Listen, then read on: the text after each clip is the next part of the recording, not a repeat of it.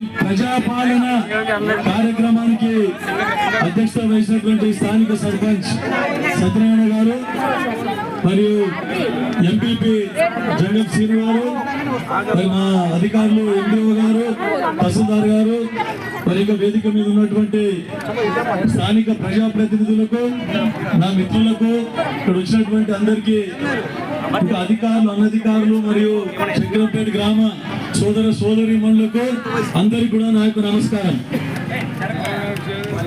ఇంత ఆతృతతో మీరు వస్తున్నారు. నేను అడుగుతున్నా, మీకు 10 సంవత్సరాల నుంచి ఏం చేస్తున్నారని అడుగుతున్నా. మీకు ఈరోజు మా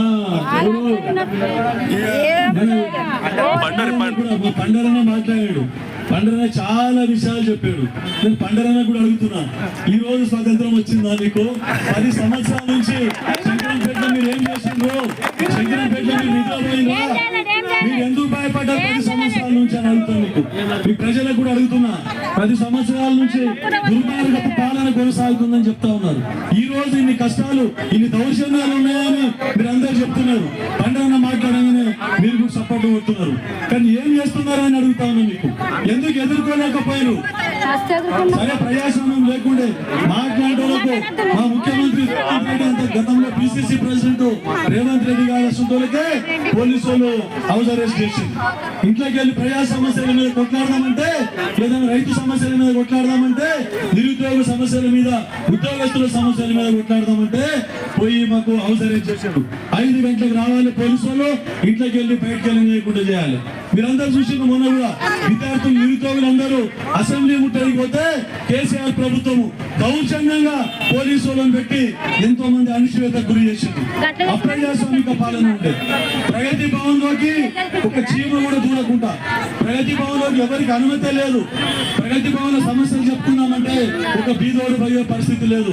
అదే ఈ రోజు మా కాంగ్రెస్ ప్రభుత్వం వచ్చిన తర్వాత, రేవంత్ రెడ్డి గారు ముఖ్యమంత్రి అయిన తర్వాత ఏదైతే ప్రగతి భవన్ ప్రజాభవన్ గా చేసిన ఘనత మా కాంగ్రెస్ ప్రభుత్వాన్ని, కాంగ్రెస్ పార్టీ అని చెప్పేసి చెప్తా ఉన్నా.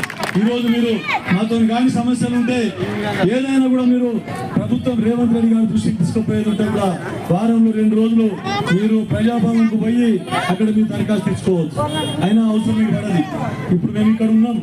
అన్ని విధాల మీకు 90% సమస్యలు అనేవి ఇక్కడ తీర్చే విధంగా మేమందరం కృషి చేస్తాం. మీరు ఇంకొకటి, గత ఎన్నికల్లో మేమందరం చెప్పినాం, మీకు మార్పు కావాలని చెప్పేసి.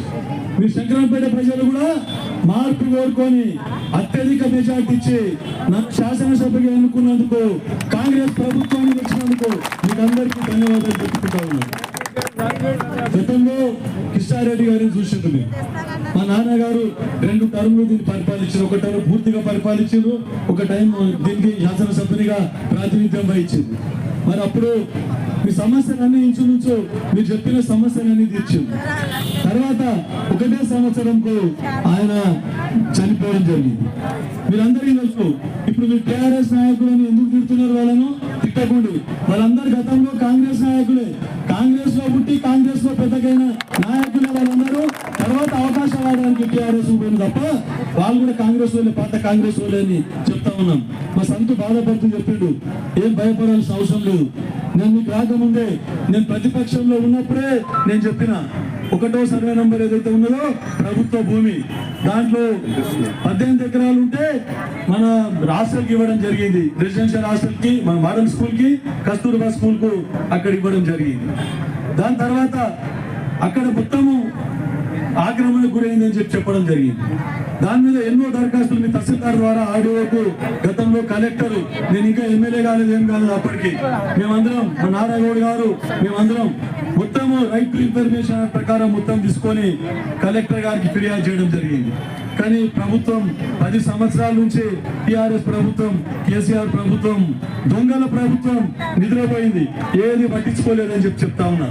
దాని మీద ఎంక్వైరీ లేదు, ఇప్పటి వరకు ఏం చేయలేదని చెప్తా ఉన్నా. అంతేందుకు అక్కడ బాబా మోడల్ స్కూల్ ప్రిన్సిపాల్ గారు ఎన్నోసార్లు నాకు ఫోన్ చేసిండు. అక్కడ అక్కడ మహిళలకు టాయిలెట్స్ మొత్తం కూలిపోయిన రోడ్డు పడిన అక్కడ మొత్తం టాయిలెట్స్ కడతామంటే కూడా, మరుగుదొడ్లు నిర్మిస్తామంటే కూడా స్థానిక నాయకులు ఆ జాగా మారి మీరు కట్టవుతారని చెప్పిన దౌర్భాగ్య పరిస్థితి గత టీఆర్ఎస్ పాలకులది, టీఆర్ఎస్ నాయకులు అని చెప్తా ఉన్నాను. అంత దౌర్జన్యమా?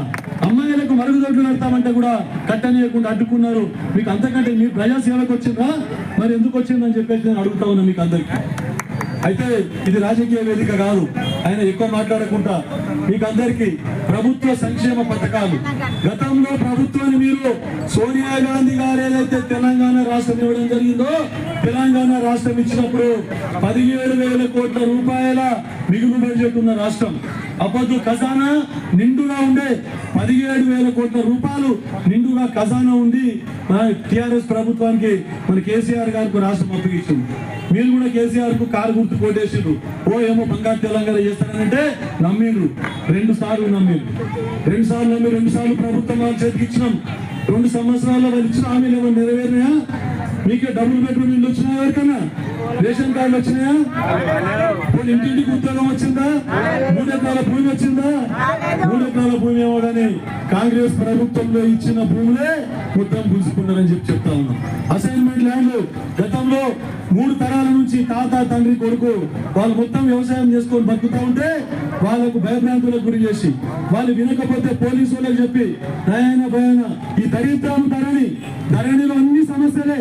ధరణిలో ఒకరి భూమి ఒక్కరికి ఎక్కువ ఉంటే తక్కువ పడు, తక్కువ ఉంటే ఎక్కువ పడు, ఇవన్నీ తీసుకొని అలసుగా తీసుకొని పేదల భూమి కాజేసి తక్కువ ధర కొనుక్కొని హైదరాబాద్ రియల్ ఎస్టేట్లకు మార్వాడీలకు అమ్మిన చరిత్ర గత టిఆర్ఎస్ పాలకులకు ఉన్నదని చెప్పేసి చెప్తా ఉన్నా. ఎదుర్కొంటే పోలీసులకు కేసులు పెట్టడం జరిగిందని చెప్తా ఉన్నాం. కానీ ఇప్పుడు జరగదు. గతంలో మీకు చెప్పిన నేను పైసలు కూడా ఇవ్వకుండా, ఎవ్వరు ఇవ్వకుండా, ఖాళీ చేయకుండా, కబ్జా ఇవ్వకుండా మళ్ళీ మన ఇందిరమ్మ రాజ్యం వస్తుంది, మన కాంగ్రెస్ ప్రభుత్వం వస్తుంది అని చెప్పడం జరిగింది. కానీ కొంతమంది భయంకు కొన్ని పైసలు ఇచ్చి రిజిస్ట్రేషన్ చేసుకోవడం జరిగింది. ఇప్పుడు ఎవరైతే అన్యాయానికి గురైనరో ఇప్పటికి కూడా మేము మా ప్రభుత్వం ఆలోచిస్తున్నది మళ్ళీ కాస్త కాలం పెట్టాలా లేక వేరే విధంగా ఇంకేమైనా ఆలోచన చేయాలా? గతంలో ఎవరికైతే అన్యాయం జరిగిందో ధరణిలో వారికి అవకతవకలు జరిగినాయన్ని సరిచేసి బీదోళ్లకు గరీబోళ్ళు బతికే విధంగా ఇంతకు ముందు భూములు ఎవరు కోల్పోయినో కోడి భూములు అనుకోండి, ఎవరి భూములు లేరో వాళ్ళ భూములు వాళ్ళకి ఇచ్చే విధంగా కాంగ్రెస్ ప్రభుత్వము మా రేవంత్ రెడ్డి గారు ముఖ్యమంత్రి గారు కృషి చేస్తారని చెప్పేసి మీకు అందరికీ సభాముఖంగా తెలియపరుస్తా ఉన్నా. ఎవరికి భయపడకండి. ఇప్పుడు మన రాజ్యం, మన ఇందిరమ్మ రాజ్యం వచ్చింది, ప్రజాస్వామ్యం వచ్చింది, అడిగే హక్కు వచ్చింది.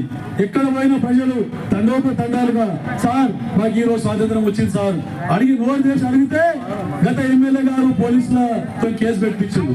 మా ఊరికి రోడ్డు బాగాలేదనంటే యువకులు చదువుకున్న యువకులు ఊర్లకు పోయి సార్ మా ఊరికి రోడ్డు బాగాలేదు, నడవడానికి వస్తలేదు, ఎన్నో యాక్సిడెంట్లు అయినాయనంటే పోలీసు కేసు పెట్టి అంత దౌర్జన్యాన్ని కొడిగట్టిండ్రు గత పాలకులు అని చెప్పి చెప్తా ఉన్నాను నేను. కాబట్టి ఇప్పుడు జరగదు. ఇప్పుడు మీరు అడగొచ్చు, ధైర్యంగా అడగొచ్చు. ఎందుకంటే అన్ని మన సోనియా గాంధీ గారు 6 గ్యారంటీ పథకాలు ప్రవేశపెట్టారు. ఈ ఎలక్షన్ కంటే ముందే ప్రవేశపెట్టారు. మాకు ఓటేయండి ఇవన్నీ అమలు చేస్తామంటే మీరు వారి మాట మీద కాంగ్రెస్ ప్రభుత్వాన్ని గెలిపించుకోవడం జరిగింది. ఈ 6 హామీలను కూడా ఆల్రెడీ 2 హామీలు నెరవేర్చడం జరిగింది. ఉచిత బస్సు ప్రయాణం, మహిళలకు ఉచిత బస్సు ప్రయాణం ఇవ్వడం జరిగింది. దాని తర్వాత గ్యాస్ సిలిండర్ కూడా త్వరలో 500 రూపాయలకే మీకు ఇప్పించడం జరుగుతుంది. మహాలక్ష్మి స్కీమ్ మీద 2,500 రూపాయలు అత్తాలకు పెన్షన్ ఉంటాయి, కోడళ్ళకు కూడా 2,500 రూపాయలు ప్రతి నెల వారికి ఖర్చులకు వచ్చే విధంగా ఇది రేపు వచ్చే కొన్ని రోజుల్లోనే మీ అకౌంట్ లో పైసలు పడతాయని కూడా చెప్తా ఉన్నా. తర్వాత ఇంకా స్కీమ్లు, ఇప్పుడు రైతు బంధు కొంతమంది టిఆర్ఎస్ నాయకులు రెచ్చగొడతా ఉన్నారు.